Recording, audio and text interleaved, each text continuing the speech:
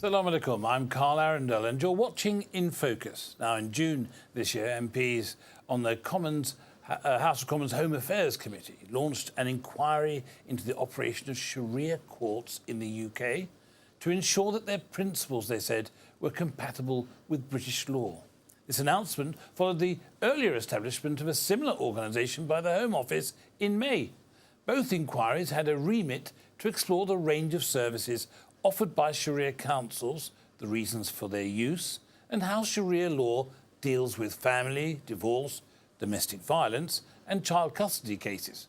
Crucially, both inquiries were the result of allegations of an inherent discrimination against women within the councils. With me to discuss the nature, purpose and development of these inquiries, I'm pleased to be joined by Aina, Head of Duncan Lewis's Islamic Law Department. Assalamu alaikum. Wa alaikum salam. And welcome to In Thank Focus. Now, an investigation into Sharia councils is itself somewhat a controversial issue. But two inquiries? What's going on?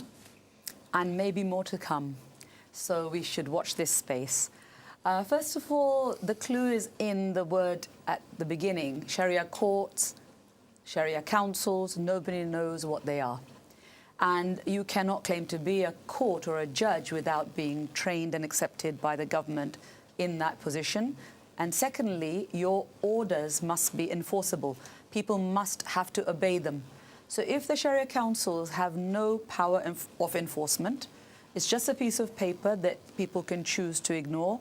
They must not call themselves or be called courts. But they can't be judges. But they've argued that they've never called themselves court. They've always called themselves council. It's the media that refer to themselves That as is court. correct, because the media often does twist things.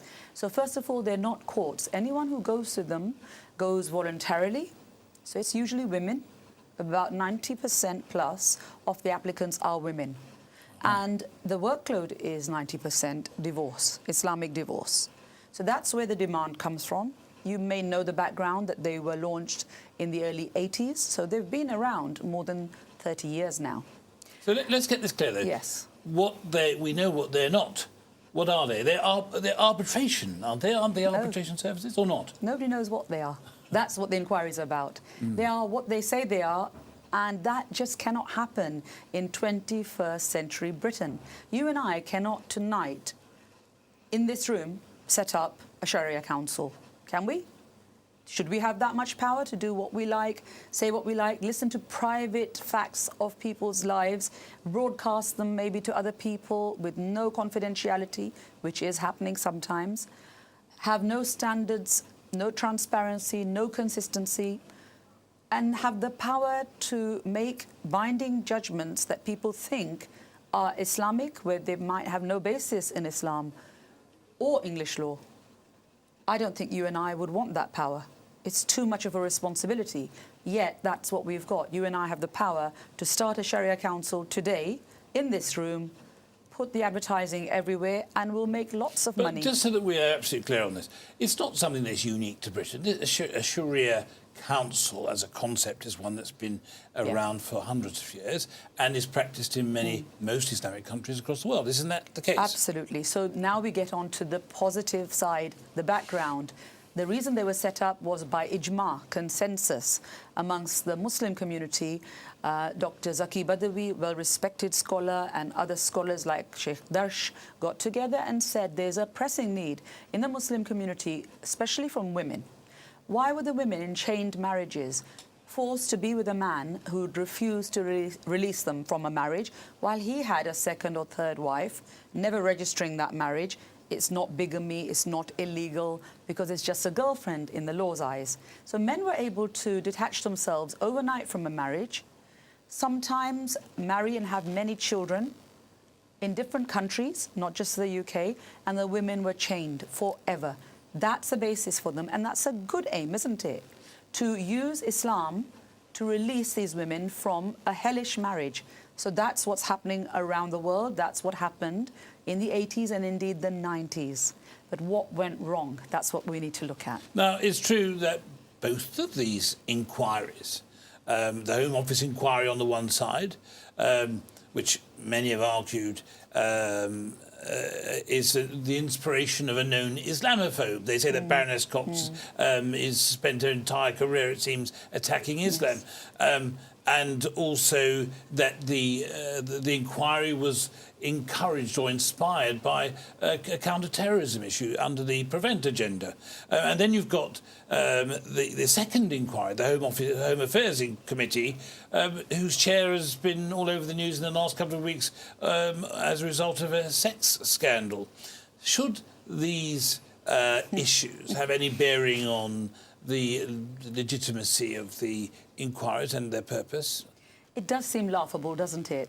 That the first time women who've had some problems with Sharia councils, and I can say to you, it's not all fake distress. There are some real injustices. I work with them daily, and I know the very good practice and the enormous good they do, releasing women from miserable marriages.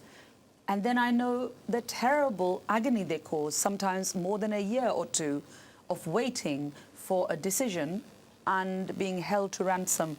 For example, the husband won't release you until you give him the house, the children, etc. All this is unjust and oppression in Islam. And I believe it's a disservice to Islam. As a practicing Muslim solicitor working under English law, I must make sure both justice systems work to their highest level. So what happened? I was actually very worried that we're not keeping an eye on what's happening with the Sharia councils. The quality is getting worse and worse. Maybe they're a victim of their own success. They're too popular. Hardly any Muslim people are getting legally married now. It's getting to the stage where only a nikah is being done and no legal marriage.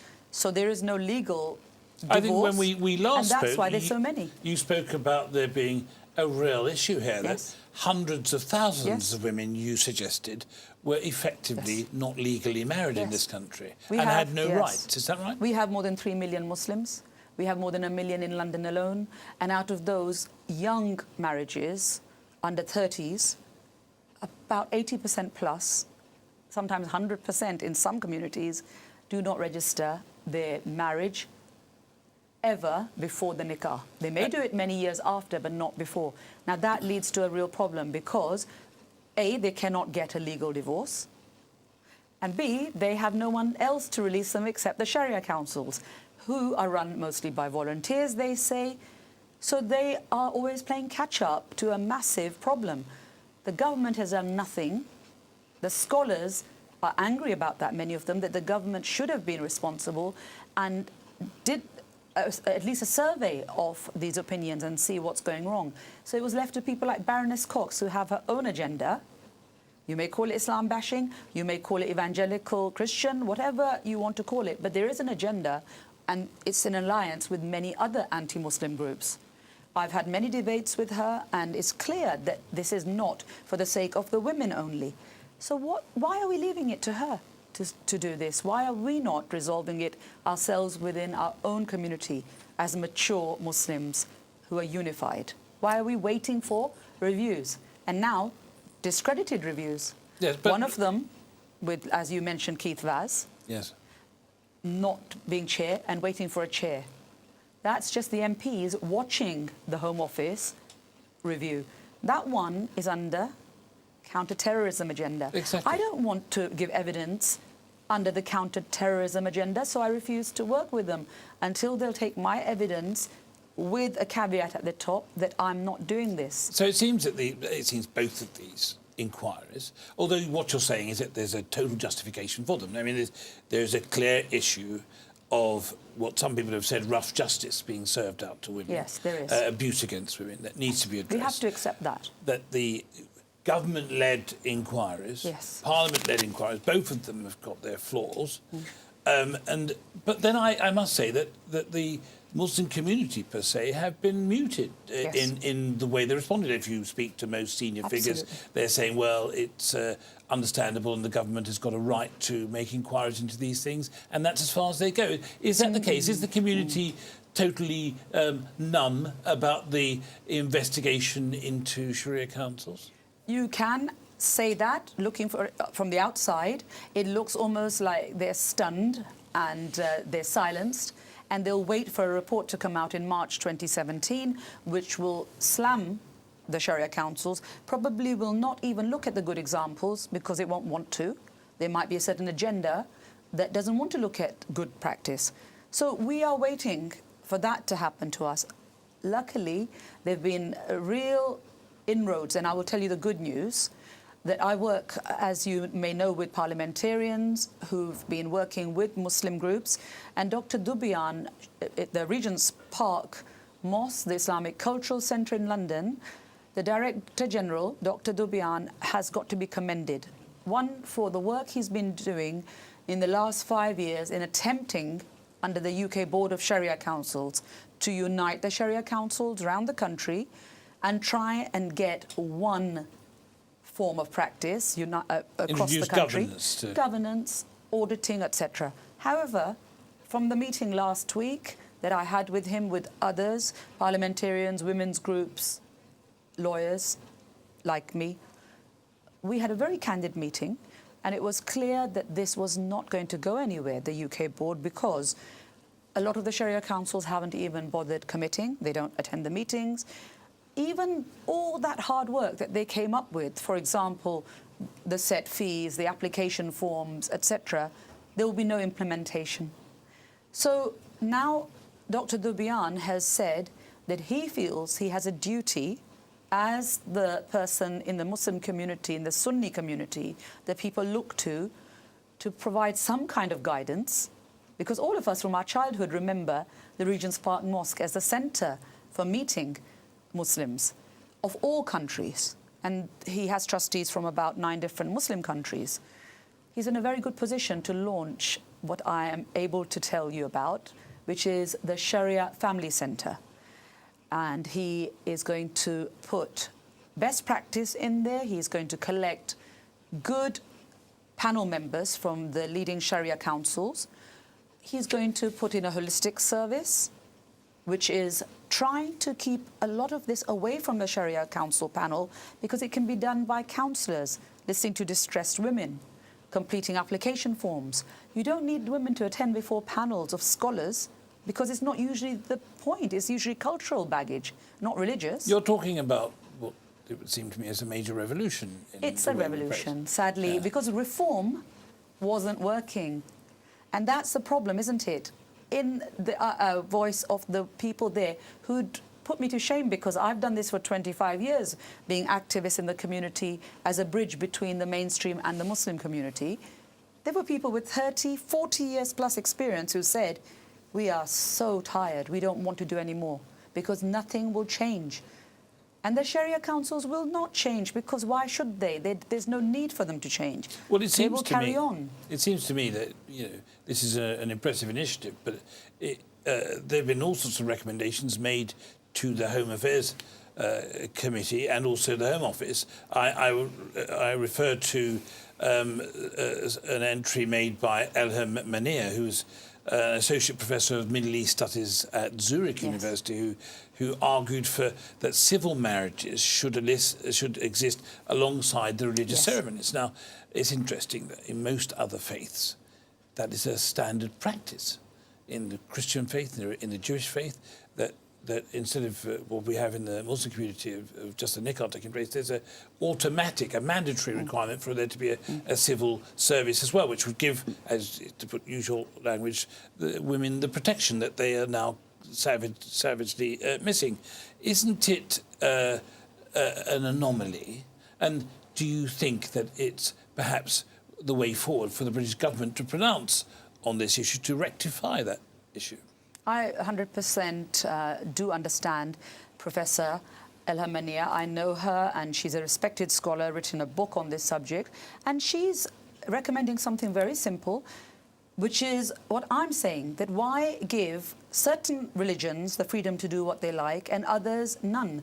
So if you force the Church of England and Wales and the Jewish community, Quakers, under the law, marriage law, to register their marriage, otherwise it's illegal, you can't suddenly say the other communities are not covered, and the law is still stuck in 1949. So my campaign, Register Our Marriage, is lobbying for all religious marriages to be registered, like they are, in fact, in every Muslim country. I just want the same law in Muslim countries and in the UK, because my clients daily, hourly ring and say, I don't know if my marriage is legal. I don't know if my divorce is legal. I don't know if my husband's second, third or fourth marriage is legal. This should not be happening. What is an Islamic marriage? It's a contract. It's a civil contract where the husband supports a wife and children financially and doesn't dump them overnight on the state when he's finished with them. So it's not just the Quranic verses that make an Islamic marriage. This is important for our community to wake up to. There's so much oppression and injustice because you can just label something Islamic and not do anything Islamic. To quote Professor Manea again, she suggested, and she's going to present this case to the House of Commons inquiry, that British courts should be able to issue Islamic divorces via specialised units that she suggests should be set up to protect the rights of Muslim women.